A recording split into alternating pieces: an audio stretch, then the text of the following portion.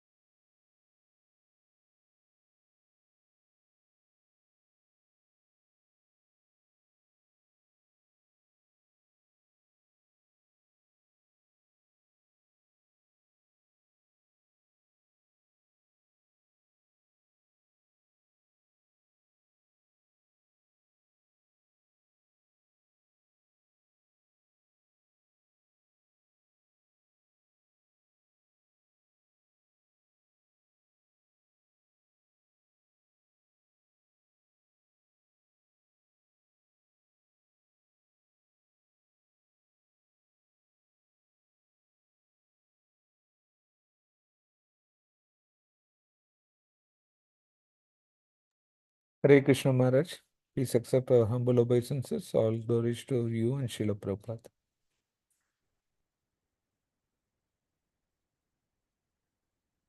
Hare Krishna. Can you hear me? Yes, Maharaj, we can hear you. Okay. Should we start? Yes, Maharaj, you can start. Streaming is already. Okay. Om Namo Bhagavate Vasudevaya. Om Namo Bhagavate Vasudevaya. Om Namo Bhagavate Vasudevaya. Om Namo Bhagavate Vasudevaya. Om Namo Bhagavate Vasudevaya. Narayanam Namaskritya Naram Cheva Narottamam Devim Saraswatim Vyasata Tujaya Madhirai Nasa Prayesa Bhadresu Nityam Bhagavata Sevaya Bhagavati Uttamam Sloke Bhakti Bhavaiti Naisiki. So, Pamakyan Timirandasya Gyana Jana Salakaya Saksol Metam Jain Tasmai Si Gurve Maha. Satitam Manovistam Sthapitam Yenabhutale Swayam Rupam Kadamayam Dadati Swa Padantikam Anchakalpataribhya cha kripasunabhya eva cha patitanam pavanabhyo vaishnavibhyo namo namaha. Vande Sri Krishna Chaitanya Nityananda Sahodata Gurudaya Puspavantu Chidatandata Nama Om Vishnu Padaya Krishna Vishaya Bhutale Premate Bhakti Vedanta Swami Nityananda. Namaste Saraswati Deva Gaurafani Pacharine Nirvisesa Sonya Bhari Prasatya Desatari. So welcome to this continuation of the talk on the glories of the Srimad Bhagavatam. Now, for those of you, some of you were there yesterday at the evening program at Prabhu's place. Some people here were there at the program, apart from Mohan. I know Mohan was there, but were there some other of you people here who were there at yesterday evening program? Yes, Maharaj. Okay. So, yesterday we were mentioning about this whole origin of the glories of the Srimad Bhagavatam, and Prabhupada gave it a lot of talks regarding the glories of the Srimad Bhagavatam. And Prabhupada always anchored these talks on bhakti, devotional service. So yesterday I was mentioning based on the Bhagavad Mahatmya, which is embedded in the Padma Purana, the Uttarakhanda section of the Padma Purana, chapter 193 to 198. 6 chapters in that Uttarakhanda section of the Padma Purana. And that is what constitutes the Bhagavad Mahatmya. In other words, the glories of the Bhagavatam. There is also the Gita Mahatmya, which is a delineation on the glories of the Srimad Bhagavad Gita. The Gita Mahatmya, you find each and every chapter. There are 18 chapters in the Gita Mahatmya, and each chapter basically provides an insight about the benefits derived when one reads the Bhagavad Gita.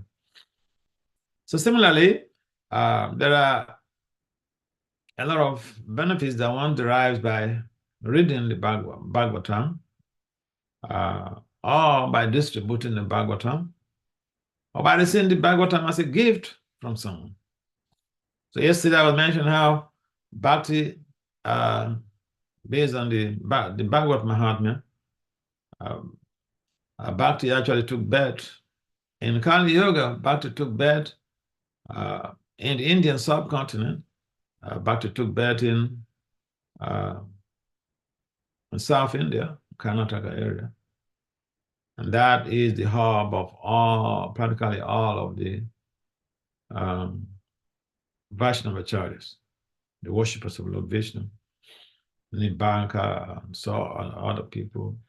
They are all from South India.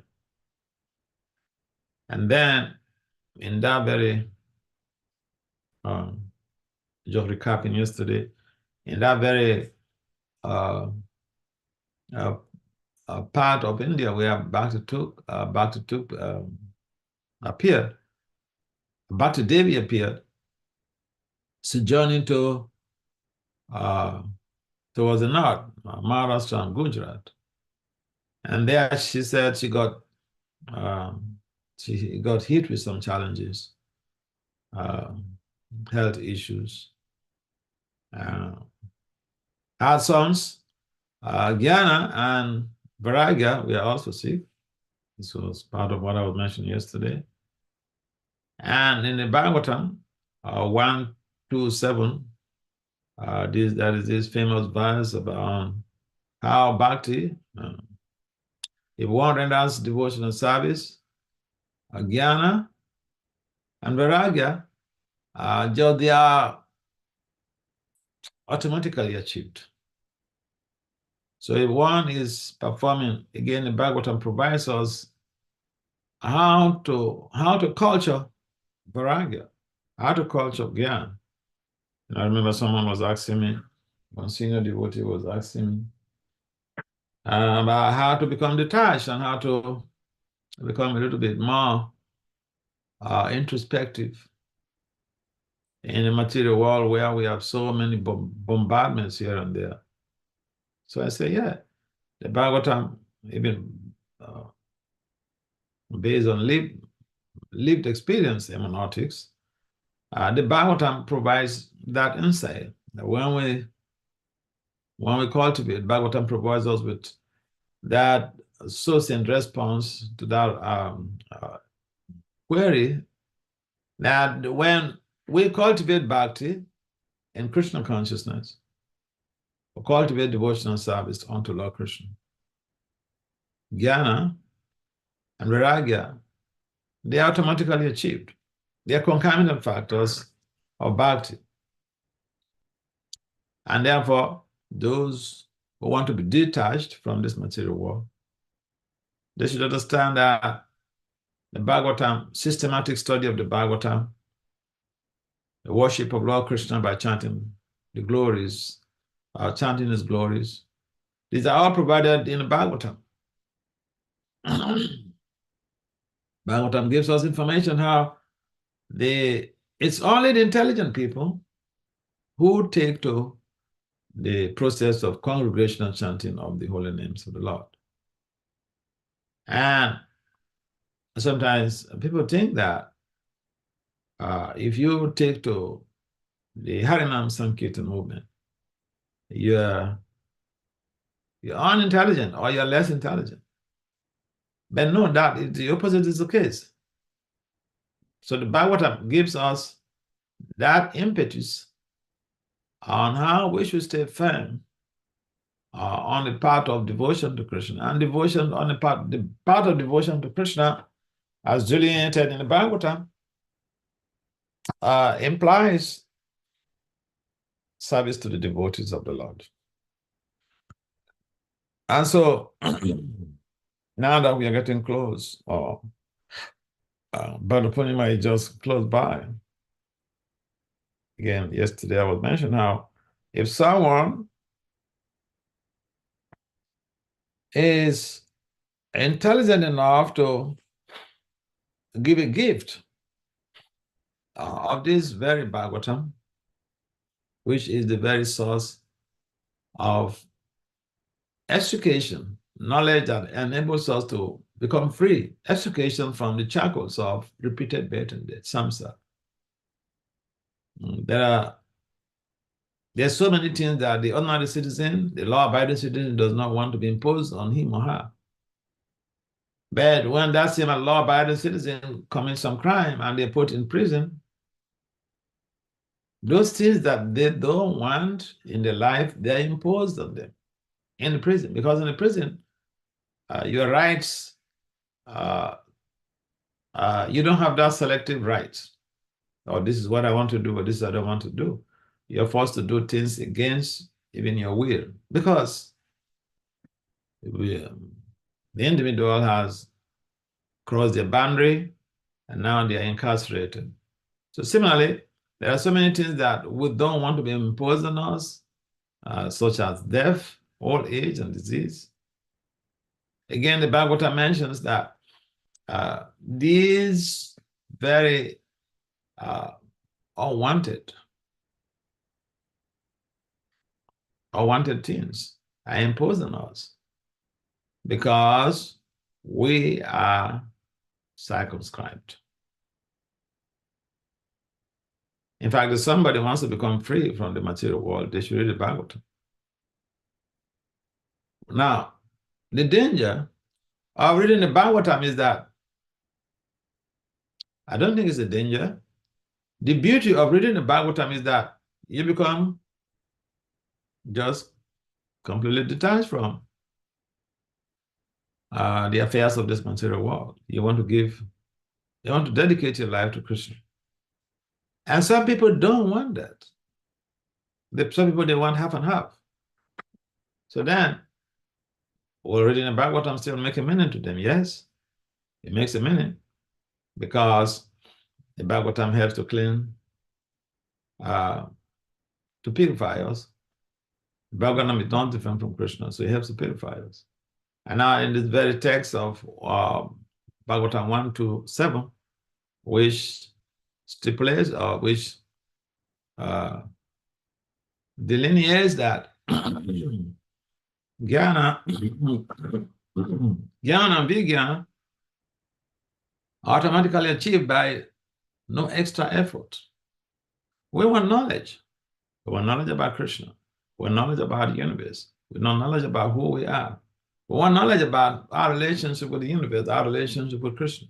And all of these are delineated in Bhagavatam.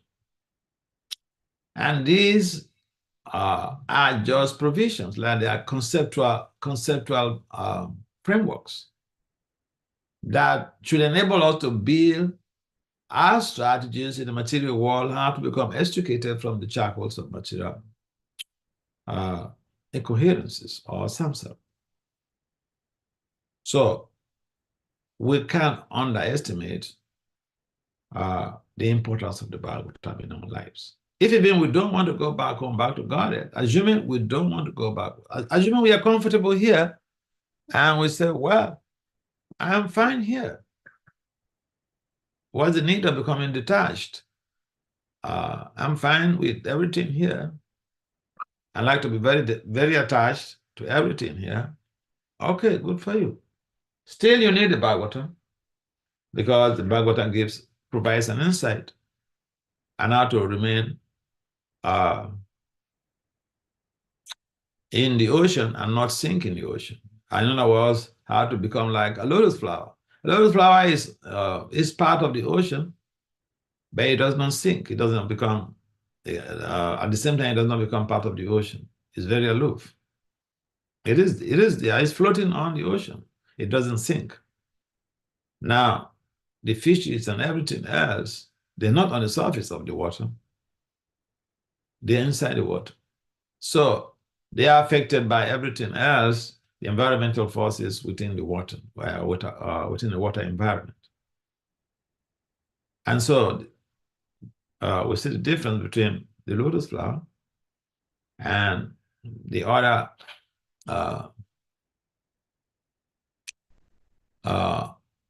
embodied entities that are part of the water habitat. So similarly, we conditioned souls can also become completely free, completely unaffected by the illusory energy in this material world if we simply align ourselves with the instructions of the Bhagavatam. And what is that? rendering devotional service unto Lord Krishna. When we render devotional service to Lord Krishna, there are so many positive side effects that come with that. And two major positive side effects are that we attain jnana, knowledge, theoretical knowledge, and realized knowledge too. Jnana and vijnana. Because the jnana, the vijnana comes when we apply the theoretical knowledge in our lives. I mean, it's like in management science, you learn all types of theories and models. But then you may not know the effectiveness of all of these models and theories until you apply them in your research, in conducting research and applying the same model or the same theory. Then you have the amazing realizations. So our process is also that of coming to a level where we can have realizations. And those realizations come when we apply the instructions of the Bhagavatam, apply the teachings of the Bhagavatam in our lives. There are so many wonderful devotees, women, men, kids, who exemplify this very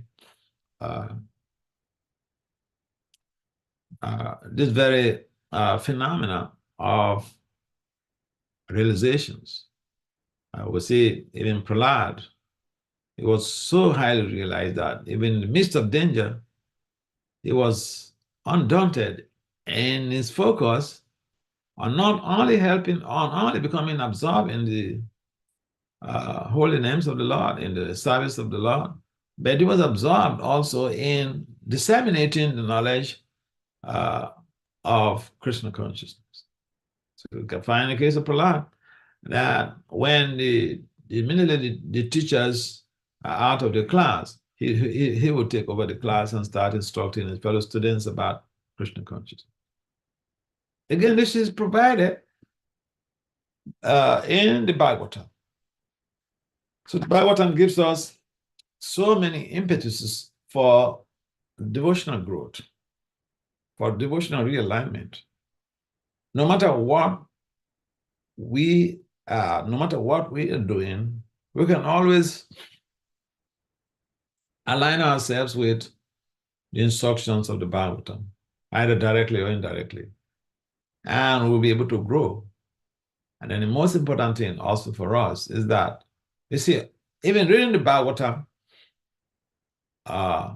or hearing the Bhagavatam, or reciting the Bhagavatam, these are processes that are meant to help us to become more absorbed in chanting Krishna's names. In fact, if someone is chanting and is not reading the scriptures, at some point in time you become dry. And then you start complaining, oh, I'm not getting any benefit. I think I'm not getting any benefit. So we do get benefits when we chant. By reading the Bhagavatam embellishes those ideal qualities of the devotee in terms of the relish or the absorption in the holy name. If you have not been reading, start reading the Bhagavatam and see how the quality of your japa changes positively. Oh, yeah. And therefore, it is important for us to understand that, yes, we read the Bhagavatam to understand many leaders. You see, in the 10th canto of the Srimad Bhagavatam, it's just full of Krishna's leaders. Krishna performed amazing pastimes. And the whole idea of these pastimes is to give us some relief from the pangs of the interactions of the most material nature, the pangs of suffering in this material world. Because if it is only to vanquish the demons, Krishna doesn't really need to come. He will just enable some natural disaster to occur, some flood or some earthquake or whatever, and will wipe away perhaps the whole planet. And the idea of its coming is to be able to create an environment or a situation where its devotees may have that interpersonal interaction, hear and see these different pastimes, and be part of that, or be part of his roadshow.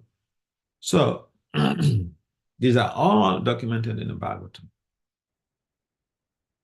And therefore, it is important for us to find, like yesterday I was mentioned, the need for us to read the Bhagavatam. Although in Kali Yoga, we don't normally like to read. Yeah. You find in Kali Yoga, someone may be wearing a watch, and there are some inscriptions, tiny, tiny inscriptions, writings in the watch. And you ask them, what are the inscriptions on your watch?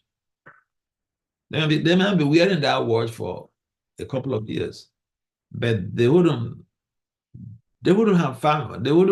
find time to look inside the watch to figure out what is written right there on the watch.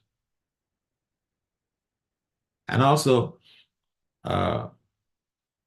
we are not very much keen in Kali Yoga. We are not very much keen in reading, and one of the reasons is that our attention span is very, very. Our attention span has plummeted a lot in Kali Yoga. And so people are not interested in reading. If someone is interested in reading the scripture, that's an exceptional case.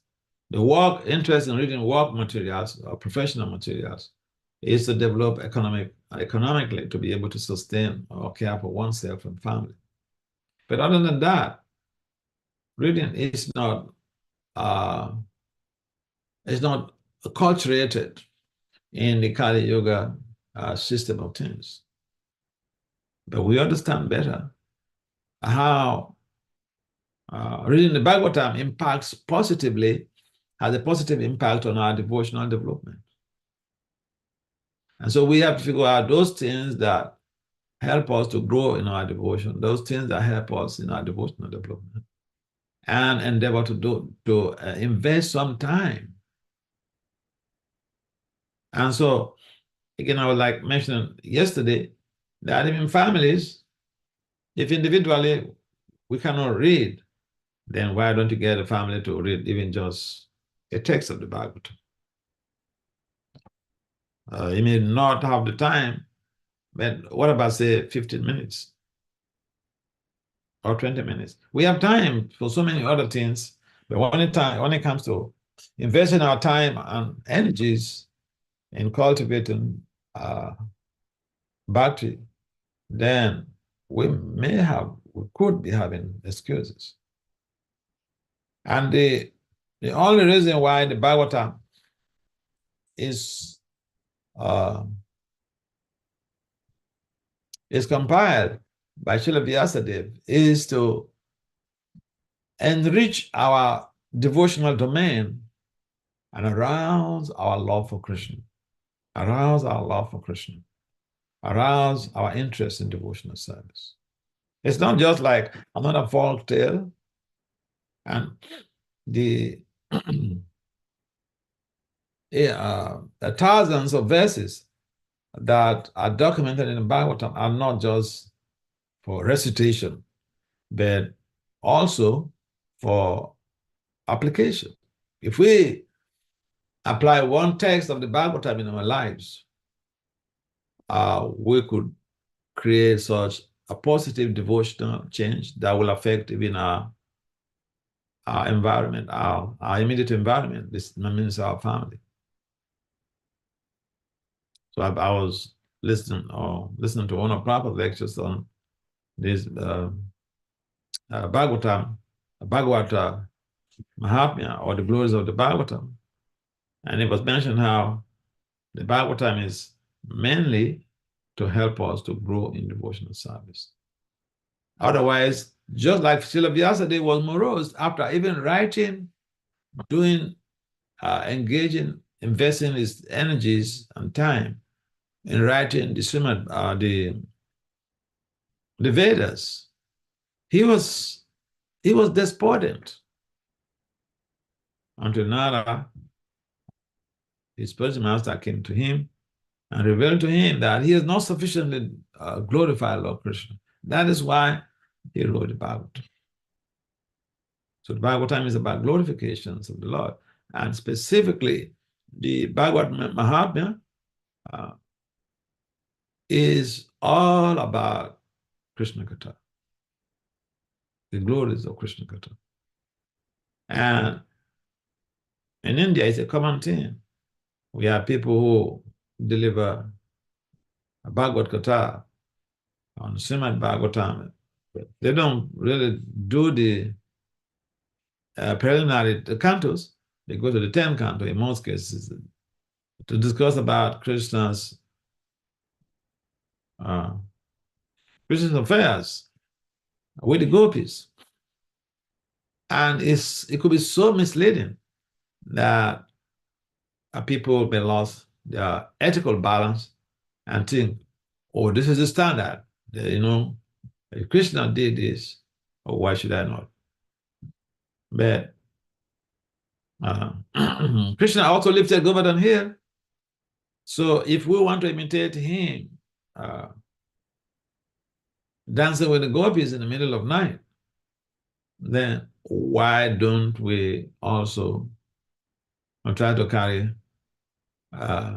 maybe not Govardhan Hill. Govardhan Hill might be too heavy, but just a big mango on our pinky finger and raise it up for 1 hour, not 7 days, just 1 hour. We may not be able to do that. So imitation is different from emulation, and therefore the pastimes of Lord Krishna, as delineated in the Bhagavatam, are meant for our growth, not meant for our degradation. I remember vividly when I was younger, temple president in some temple, and we had a guest house, and guests used to come all the time. And in that temple also we have brahmacharinis. There was a brahmacharini ashram, brahmachari's ashram. So there was this young man who was a life member who used to visit. And he stays in one of the guest rooms opposite, just adjacent to the temple president's office. And I got some complaints about some of the female devotees about this young man that he was chasing after them. So when this young man was asked about it, he said, yeah, but Krishna also had many girlfriends. So it's so easy for people to misunderstand the encapsulations in the Bhagavatam. And that is why we need a mentor, we need a guide, someone who has to guide us, or people who have to guide us in understanding the Bhagavatam to our own benefit in spiritual elevation. Otherwise, sometimes the text could be very complex. It might even be simple, but it could be misinterpreted. Just like hermeneutics in interpretations or translations could be very difficult because people have different approaches to it. Their realizations are different. Based on their realizations, they may interpret the text according to their standard of awareness. And so Prabhupada has given us the best thing that we could ever have in our lives by providing the Bhagavatam, translating the Bhagavatam, making commentaries on the Bhagavatam for us, so that we don't get cheated by the modern reciters of the Bhagavatam. Someone may recite the Bhagavatam and does not have devotional values. Someone may recite the Bhagavatam and he or she may be completely in devotional bankruptcy. So people recite the Bhagavatam for the purpose of fame, distinction, adoration. or just to get attention and to be fed uh, by someone. Because then you recite the Bhagavatam, then you consider like, oh, it was a great sadhu. And therefore, the interest of the Krishna consciousness movement, the interest of the Hare Krishna movement, as propounded in Srila Prabhupada's mission statement, his goals and vision is completely opposite from this traditionalist or conventional system or the approach to recitation of the Srimad Bhagavatam. That we recite the Bhagavatam for the purpose of devotional reinforcement, to be able to dedicate ourselves to the glorifications of the Lord. And therefore, we have to see what is the essence of this? What is the essence of this Bhagavad Mahatmya? Is to come to this stage where we can focus on the holy names of the Lord, because that is the prescribed Yuga Dharma in Kali Yuga. When we are doing something, we need to understand what is the essence, what is the objective criteria of what I am embarking on. What am I going to achieve? What is the purpose of this? The purpose of all of these Bhagavad Gita's glorifications of the Lord, recitation of his pastimes, is to bring us to that level where we can become absorbed in Krishna's holy names. Or if we don't get to that point, we are missing the point.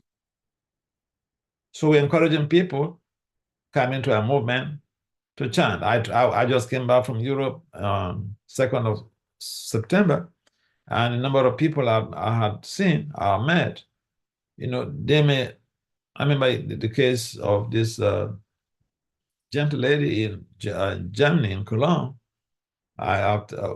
She was there to get help in translating the Bhagavatam class into the local language. So after the class, I think when I was going down I was trying to go up, see us to the ashram, then she came to me thanking me for the class. So I said, oh, you did such a wonderful service by translating the Bhagavatam class into Dutch, into German. And so I asked how many times she chanted. She said she doesn't chant. But she's been around for years. She's been coming to the temple, rendering service here and there for years. So we need to understand that the ultimate purpose of this Bhagavad Gita, the Bhagavad Mahatma, the glorifications of the Bhagavatam, is to bring us, to draw us close, to increase our pious merits, so that we can come to the level where we can personally, individually, or collectively get involved in chanting Krishna's glories. Because in Kali Yuga, this is the Yuga Dharma. This is the prescribed religion. Krishna mentions in the Gita of sacrifices, he is japa. So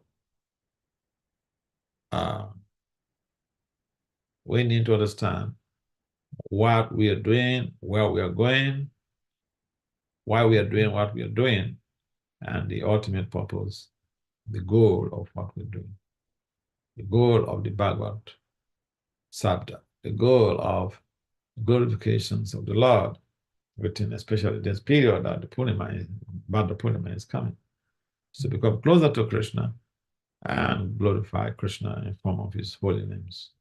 Hare Krishna, Krishna Krishna, Hare Hare. Hare Rama, Rama Rama, Hare Hare. Yes, any comments or questions?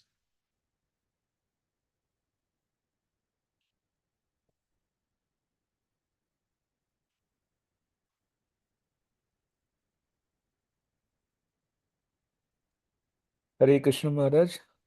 Thank you very much. Hare Ba. Maharaj, the greatest fear factor is the death in the material world. Ah. How does You talked about jnana and vijnana. Like how does one can apply to mitigate the greatest fear at the time of death by practicing devotional service or by other not practicing devotional service? How would you encourage one to mitigate the greatest fear? Yeah, this is very nice question.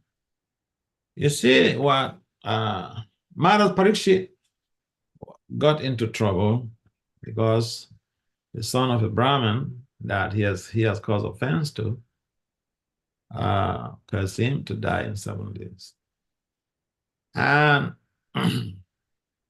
he tried to find out he tried to figure out for someone about to die, what is the best thing he should do? Because, like you mentioned, yeah, people are afraid of death. Humans condition souls are afraid of death. Why are they afraid of death? Because they don't know what takes place after death, where they're going. Just they don't know their destination, where they're going after death. So it is natural to be afraid when somebody, say for instance, just stop their car and you find some two people in the car and they ask you to go into the car, go into this car, go into this car. You don't know where they're taking you to. So that is also like that. Like we are venturing into the unknown, and that is not part of our human culture. Human culture, yes, we want to go into explorations, but voluntary explorations that we want to learn new things. Now with that, we don't know what we are going to learn, what we are going to encounter. So we are afraid. I mean, it's like us asking someone to enter into a dark forest. The forest may be full of wild animals. We don't know. So there is that apprehension. And it's just very natural that we are afraid of the unknown. So death, what follows after death is unknown to the conditioned soul. So we are afraid. And Maharaj Parikshit demonstrates how to overcome this fear. Overcome this fear by uh, listening to the Bhagavatam. Listen to the Bhagavatam. The fear is part of the impurities or the anarthas that have clouded the mirror of the heart. Nasa prayesu abadisu. It's part of that abadisu cloud that has completely overwhelmed the mirror of the heart. So yes, we're afraid. We are in fear. And what Maharaj Parikshit does was to develop his emotional courage to face death by listening to the Bhagavatam, listening to the Bhagavatam from realized soul, Sukadeva Goswami. And I can guarantee anyone, just listen to the Bhagavatam, Prabhupada's Bhagavatam classes. Every day, just make a habit of listening to one class of Prabhupada on the Bhagavatam every day. And in less than no time, you will completely be fearless of death. And in fact, you will even pray for death to come right now because you're confident that you are fixated in absorption in the holy names, and so you have nothing to fear. People fear because they are so detached from the holy name, they're so detached from the activities of the Lord, and so the attachment to the material world creates that apprehension, that they're going to lose their objects of attachment, and so they become scared of losing their friends, their objects of attachment. And it's natural that people don't feel very secure. They feel uncomfortable in losing their friends. So we have created all this type of friends, a scenario of friends in the material world. Now we are afraid to reconnect with the Lord. And when that forceful separation is pending is coming, no, we get scared. Because death is like forcefully separating you from your loved ones here. So we don't have that security anymore, so-called social security anymore. And so we are afraid. We don't know what is going to happen to us. But if we listen to the Bhagavatam, we hear the Bhagavatam, we recite the Bhagavatam every day. Nasta prayesu abhadresu. Nitya Bhagavatam. His service, constantly serve, consistently serve. The book Bhagavad, hearing Krishna Katha, hearing the pastimes of the Lord in the Bhagavatam, reading the Bhagavatam, we will overcome that fear without a doubt. And this is exactly what Parikshit passed through. He was afraid what could happen to him. He wanted to know what is the best thing he could do. And then Sukadev came to the rescue. We recited the Bhagavatam to him. And imagine, he didn't even have time to eat. He was so absorbed in hearing the Bhagavatam. So we need to have that Parikshit consciousness of becoming so absorbed in hearing Krishna Katha, in hearing the message of the Bhagavatam. Because the Bhagavatam does facilitate jnana and vairagya. Because the Bhagavatam helps us to focus on devotional service so that we can become detached from this very fear of material fear that we have for death and become eligible to freely roam, get out from these grips of material fear and enter, reunite with the Supreme in his pastimes. So thank you. Any other comments or questions?